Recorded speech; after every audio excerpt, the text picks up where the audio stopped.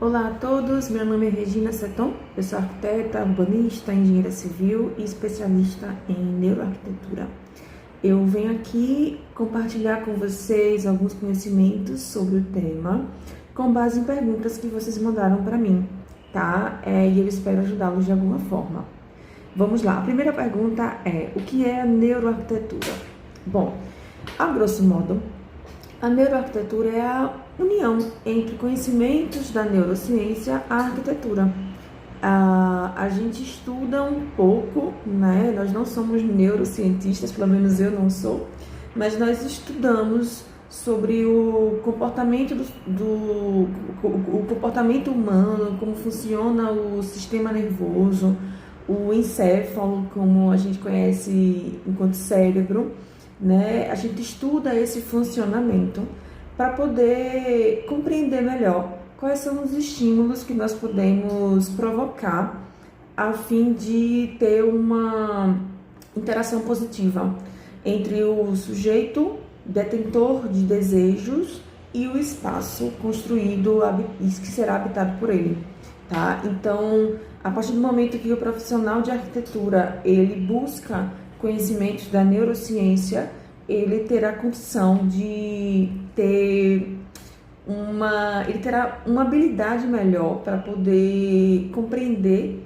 o ser humano como fonte de desejos e de comportamentos e como funcionam os seus comportamentos, melhor dizendo, para poder conceber um projeto que atue de uma forma positiva e iniba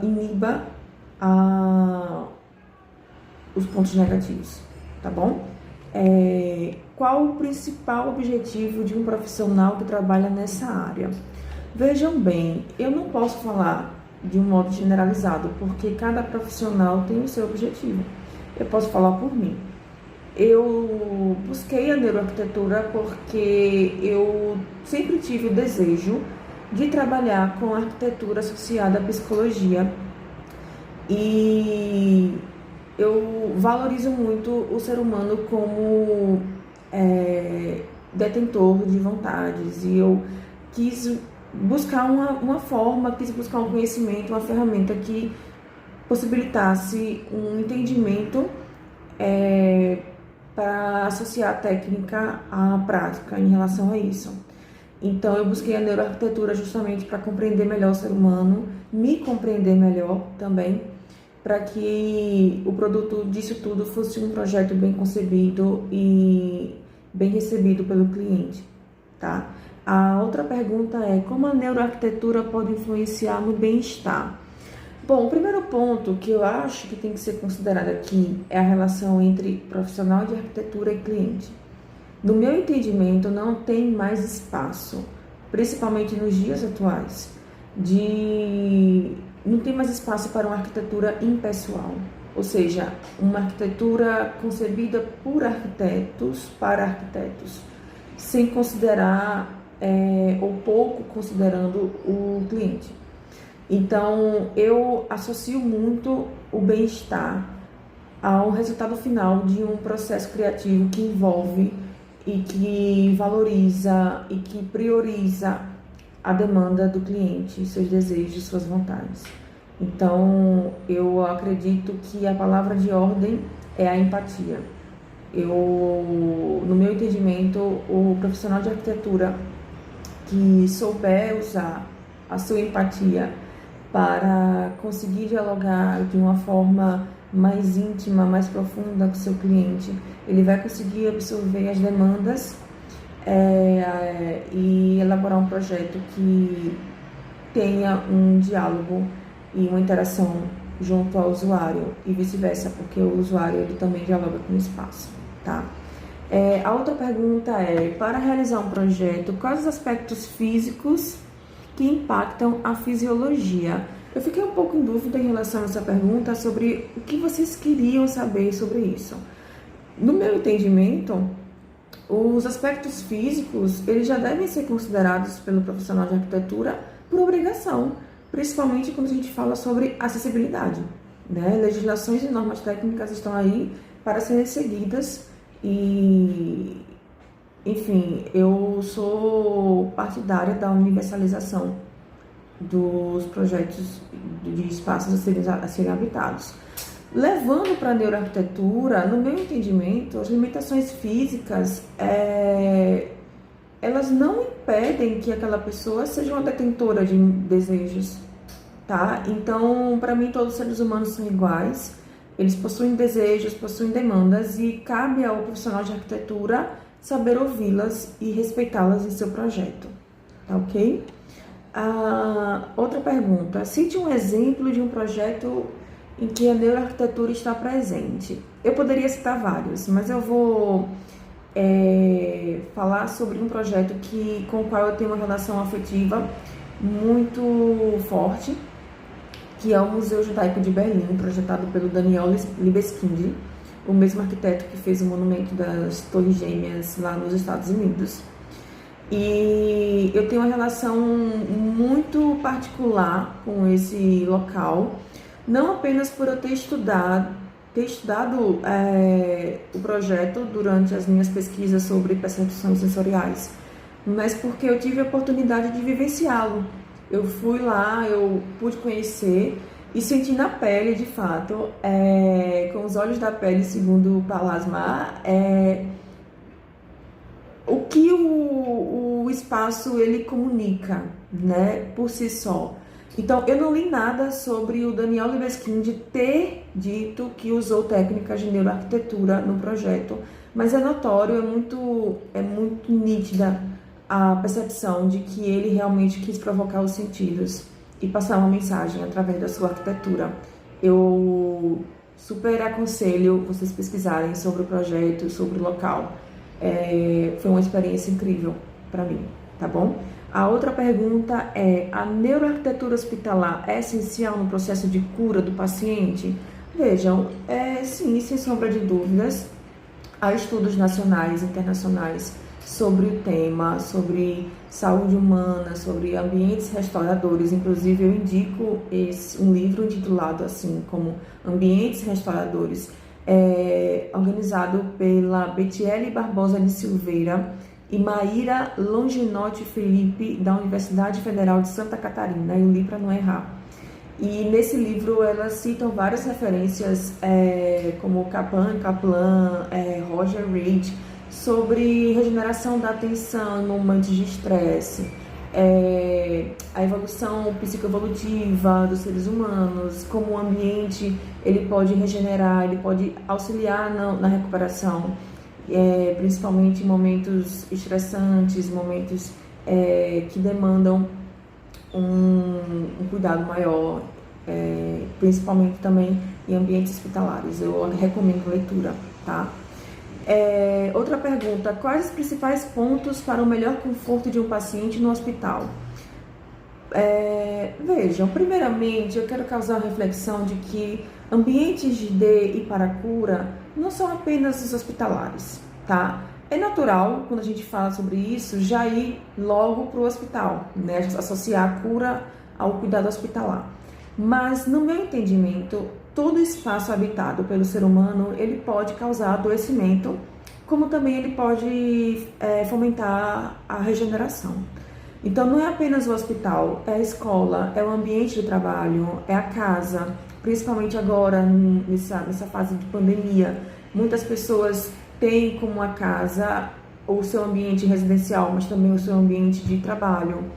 Então, eu quero trazer essa reflexão para todos vocês, de que ambientes de cura são ambientes habitados pelos seres humanos, para a cura, né?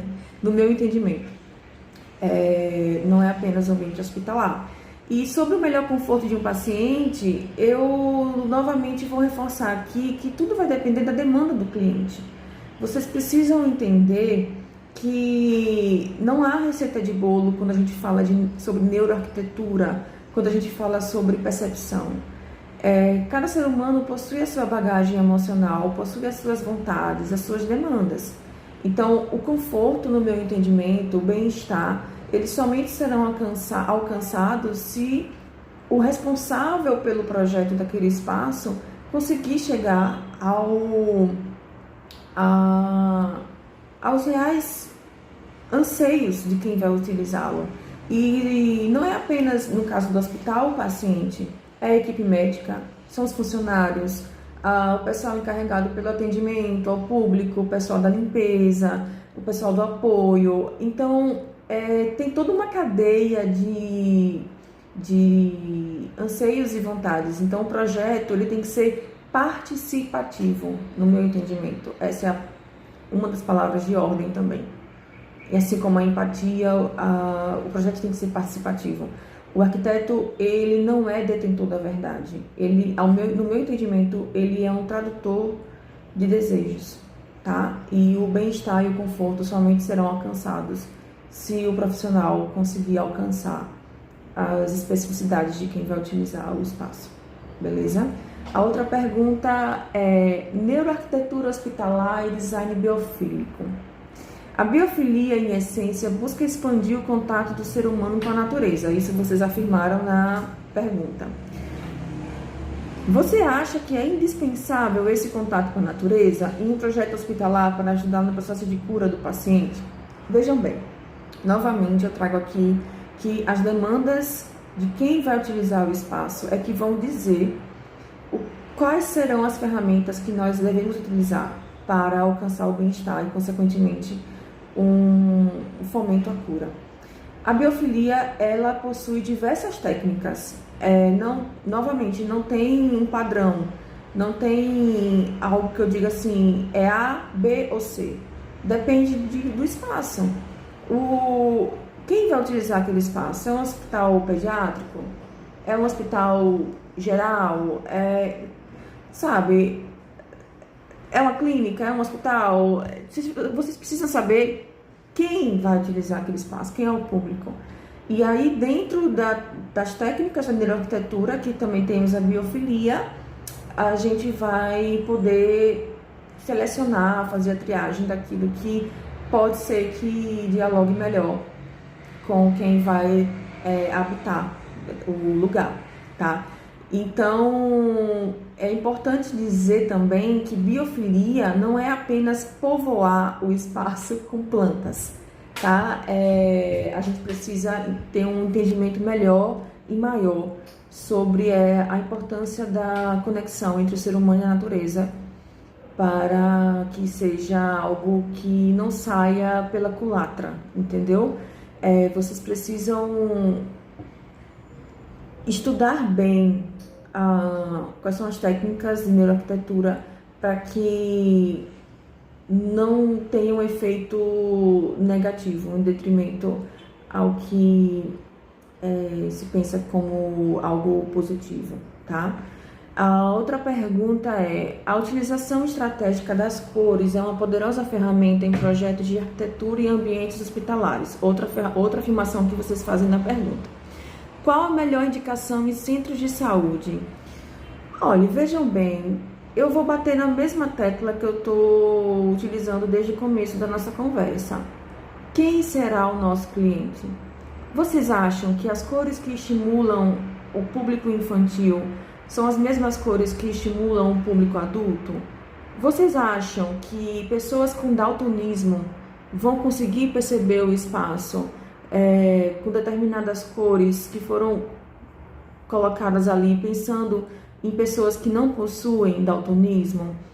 Eu acredito que o projetar espaços públicos é um grande desafio, porque apesar de todos sermos iguais, cada um tem as suas especificidades.